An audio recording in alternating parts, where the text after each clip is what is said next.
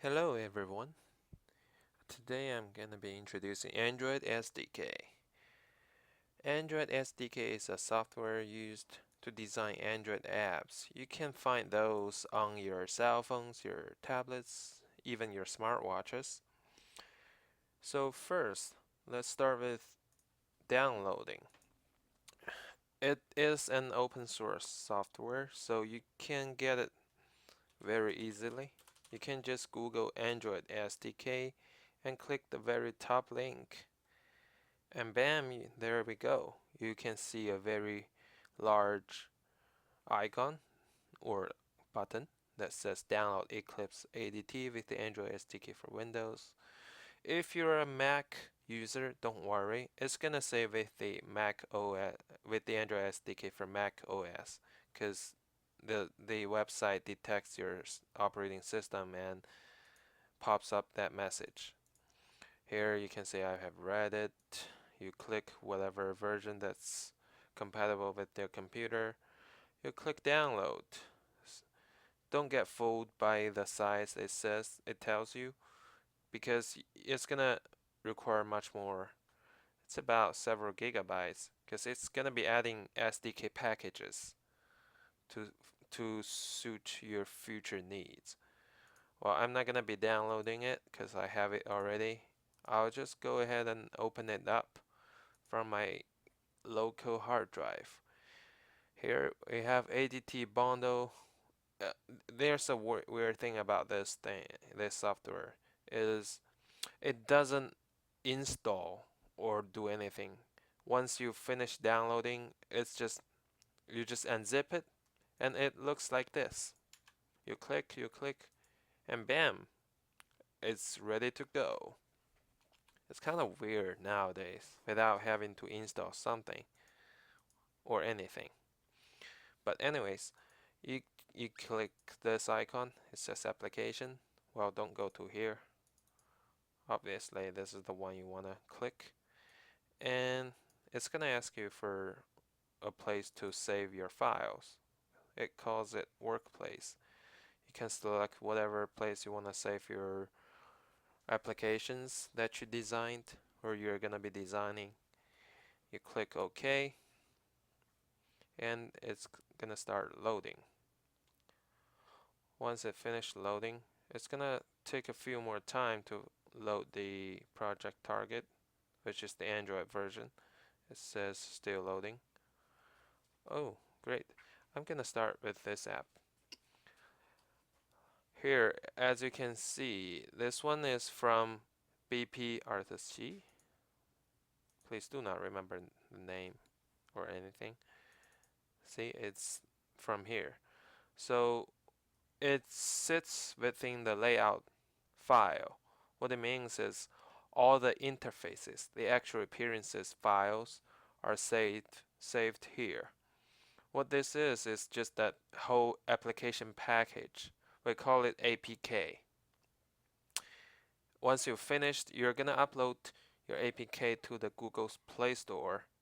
Like it's similar to how you do it for iOS, except for the subscription fee is much cheaper and the processing time is much shorter. So let's go to here.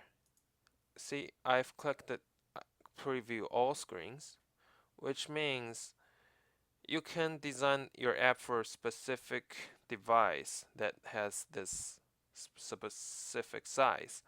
But you might want to, if you're designing a very professional app, you might have to create multiple interfaces, which is really a downside of Android. Because as you know, iOS have only like 3 or 4 different sizes. You know, the phones, the tablets, the mini tablets, and that's it. Well, anyways, let's continue with this thing. Here is a already created file. I'm gonna go with new file. So you can simply go to new, start a new Android application project. It asks for an application name shown in the launcher. You have to type in letters, by the way, because it's Java.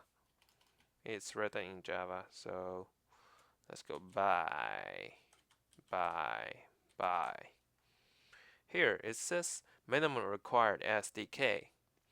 What this is the minimum required Android operating system's version.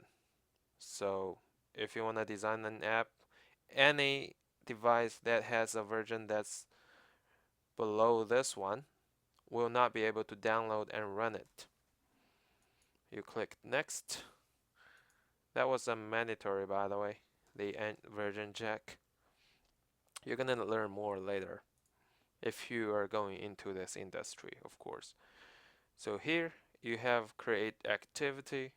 You don't really care about this. You don't want to uncheck it though, because once you do, you're gonna have to hard code the only activity by yourself. Without an activity, your app does not do anything. It doesn't even show a splash screen. You go to here. Like you can see, there are activity names and the layout names.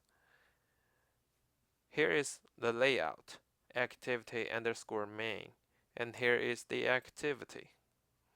You click next, and bam, you have your first application. What it does? Oh, it doesn't do anything except for showing hello world. And if you download it, it's gonna be on your desktop.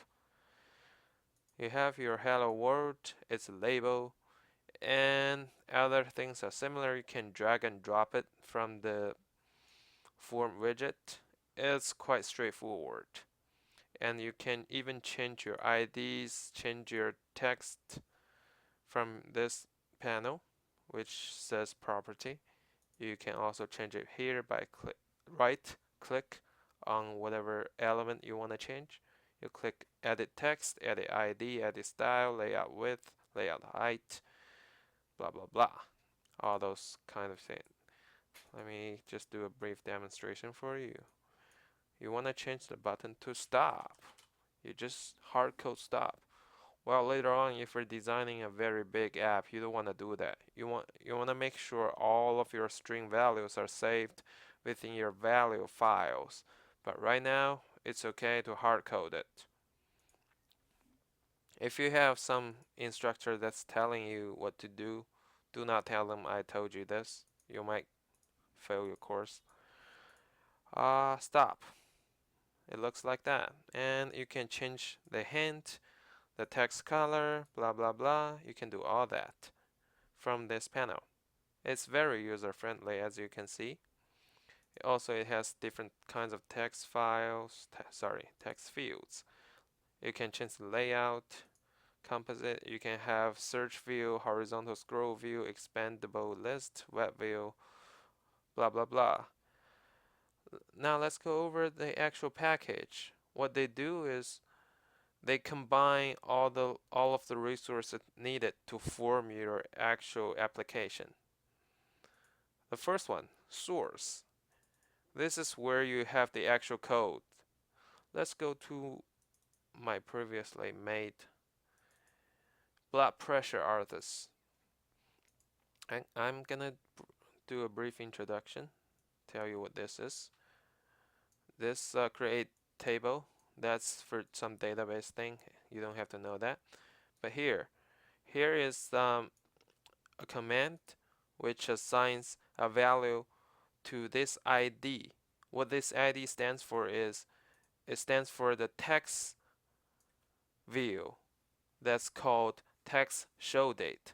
So once you assign values to it, you can give it command. Like if you press a button, let's say you press the erase button, then you can say, okay, once the button is pressed, then all the text on this text show date will be erased. Simple as that.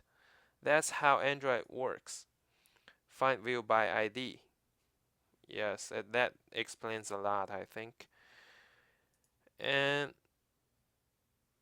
as for the actual layout, you can go here. You can see this is a txt ID, txt date picker. You're gonna see from all here. btni. That's the ID of it. You can link the ID to a value and assign an object to it. It's pretty much similar to Java. Oh, let's continue to the second part. Generated Java files. You don't want to mess with this because it doesn't do much, but you don't want to change it. Like you can see, it's gonna give it an internal ID, which is a quite complicated, considering we are just first level developers. If you know all those stuff, great, but still you don't need to change them. This Android manifest.xml is something else you don't need, but if you want to make your activity work, you have to add it here. And we'll talk about that later in the future tutorials. And libraries, you don't need to change that either. Bing, nope, nope, nope. And resources, this is where you keep all of your picture files, video files, audio files, sounds. Values, this is where you keep your colors, your dimensions, strings, all of your actual values. Layout, this is where you have your actual appearance. Like I said, it's very important, even though it hides within the resource file. And that's pretty much it. Thank you. I hope you like my video, and welcome to the world of Android.